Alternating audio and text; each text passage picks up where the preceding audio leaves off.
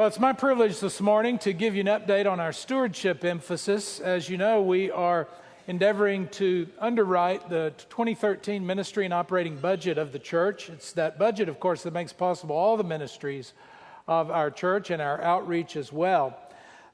There are so far 659 commitments, a little over $2.3 million. And so we're under $1 million before we reach our goal. Our goal is $3.3 million in commitments. In order to reach this goal, it really is going to take several things. One is for all of us to consider increasing our giving to the church. The second is, if you've not made a commitment, to make a commitment. We really need people to come on board with their commitments and be a part of helping fund the ministries of our church. And I hope you will prayerfully consider that. I was thinking this week about a member of this congregation who does not really possess much. And in fact, you would say he's poor, but he's rich in spirit. He gives a little bit to the offering every week, but he made a pledge. He made a commitment.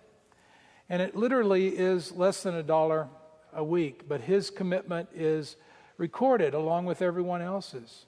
And his commitment reminds us of that time when Jesus sat with his disciples and watched the temple treasury, and people were coming to make their gifts at the temple, and some of them with great fanfare, literally with trumpet fanfare and all of this, giving these huge, generous, magnificent gifts to God.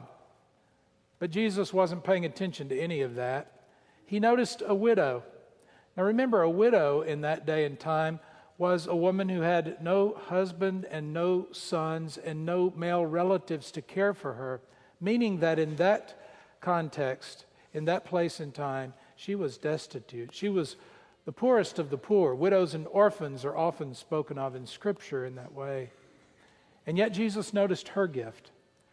She gave only a very small amount. We call it the widow's mite. She gave it only a small amount. But he noticed it because out of her poverty, it was much. She gave, Jesus said, all that she had.